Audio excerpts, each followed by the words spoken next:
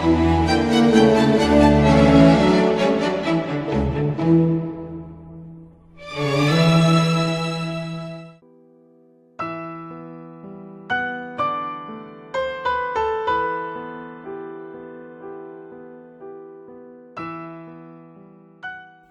Fevriye Beynəlxalq Ana Dili Günü münasibətilə Türk Qadınlar Mərkəzinin bəyaniyəsi. 21 Fevriye Ana Dili Günü insanın ən təməl hüquqlarından birini yada salır. Hər bir uşağın öz ana dilində düşünmək, öyrənmək və inkişaf etmək haqqı. UNESCO ibtikarı ilə rəsmiyyət qazanan bu gün yalnız bir mədəni münasibət deyil, bəlkə dilin kimlik, ruhsal təhlükəsizlik və insana layiq kəramət ilə dərin bağı olduğunu xatırladır. Çoxdilli və çoxmillətli toplumlarda ki, ümumən rəsmi təkdillilik və mədəni inhisarçılıq eğitim sistemində hakimdir, ana dili, rəsmi eğitim dili olmayan uşaqlar məktəbə gedən ilk gündən kimlik qırğısı və ya bohranı ilə üzbəyüz olurlar. Bu qırğı yalnız dil məsələsi deyil, bəlkə ruhsal, duygusal və hətta əsəb hormonal inkişafla bağlı bir vəziyyətdir və bu durum uşağın ruhsal sağlığı və təhsil yolu üzərinə uzun müddətli əsər qoyur. Ana dili olmayan dildə eğitim və ya təhsilin nəticələri. İnkişaf psixoloji və pedaqoji sahəsində aparılan təhqiqatlar göstərir ki, həyatın ilk illəri və xüsusən İbtidai məktəb dövrəsi uşaqda dəyərlilik, bağlılıq və ruhsal təhlükəsizlik hissinin oluşması üçün ən həssas mərhələdir. Uşaq uzun duyğusunun və evinin dili olmayan bir dildə əsas məfahimləri öyrənməyə məcbur qalanda bir neçə mənfi nəticələrlə qarşılaşır. Birincisi, özgüvənin azalması və təhsildən nakamlıq hissi. Uşaq dil çətinliyini zehni zəiflə qarşılaşdıraraq özünü ağılsız ya geri qalan görə bilər. Halbuki məsələ yalnız dil sorunu deyil. İkincisi, iztirab və davamlı ruhsal təzyiq. Hər gün biganə bir dil ortamında olmaq uşağın stres sistemini fəal halətdə saxlayır və bu halət ictimai istiraba, özünə çəkilməyə və hətta savaşqan davranışlara səbəb ola bilər. Üçüncü, ailə və yerli kültür ilə kimlik bağının zəiflənməsi. Məktəb dili üstün dil kimi təqdim olunanda, uşaq uzun ailə dilini və köklərini dəyərsiz görə bilər. Bu, mədəni utanç hissinə və nəsillər arası uzaqlığa səbəb ola bilər. Dördüncü, təhsil quruluşunun geriləmə. Dil fərqliliyi ilə məktəbə gedən uşaqların çoxu anlayışının aşağı olması zəif kimi deyil, dil sorunu olması səbəbi ilə rəsmi dəyərləndirmələrdə daha düşük sonuçlar alırlar. Əslində bu fərdi nəqs deyil, təhsil ədalətsizliyidir. Çoxdilli toplumların başarılı təcrübəsi.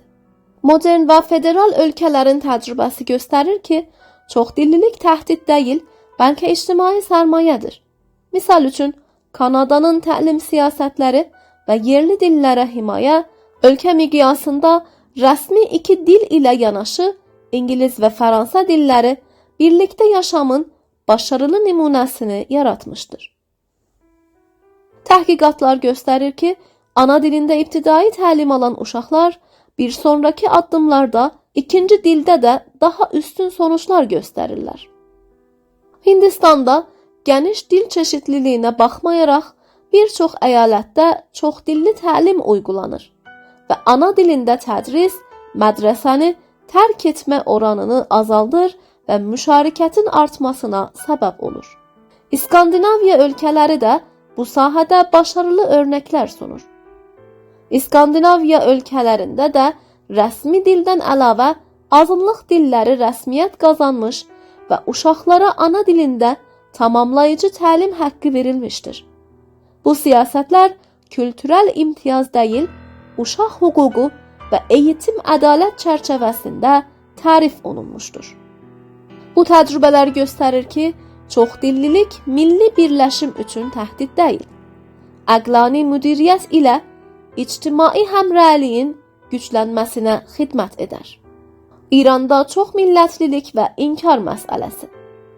Bəzi ölkələr, o cümlədən İranda dil və milli çeşidlilik ya inkar olunur və ya əmniyyəti bir məsələ kimi təqdim olunur. Belə bir yapıda təkdilli icbari eğitim tək çeşit bir kültürün var olmasına araç olur. Tarix göstərir ki, çeşitliliyi inkar etmək onu yox etmir.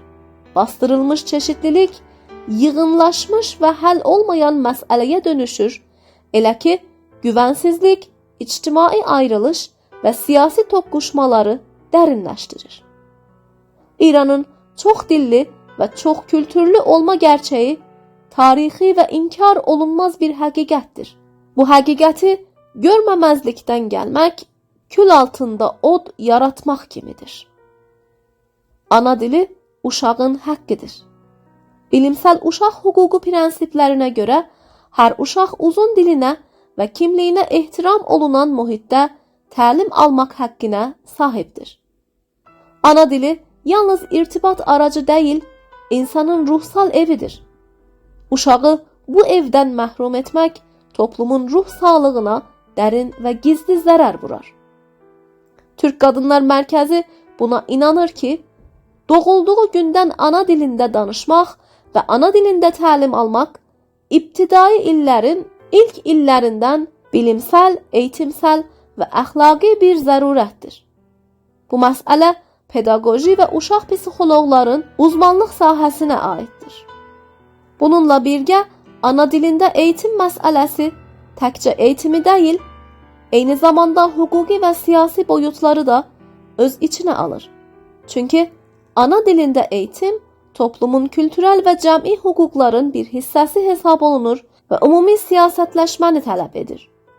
Buna görə bu mövzunun mədəni və siyasi diyalog sahəsində mətrəh olunması təbiidir. Amma bu tələbin əmniyyətləşdirilməsi və bir təhdid oxu kimi bir məsələyə çevrilməsi yaradıcı diyaloqu məhdudləşdirir və eğitim və toplumsal amaçlarının gerçəkləşməsini zəiflədir. Uşağın ana dilinə hörmət etmək və onu rəsmiyyətə tanımaq, sonuçta onun zehninin və ruhuna hörmət etmək deməkdir. Eləcə də ana dilində eğitim haqqının insan və mədəni hüquqların ən önəmli əsaslarından biri kimi qəbul edilməsi, eğitimdə ədalətin və davamlı birliyin gücləndirilməsinə səbəb olur.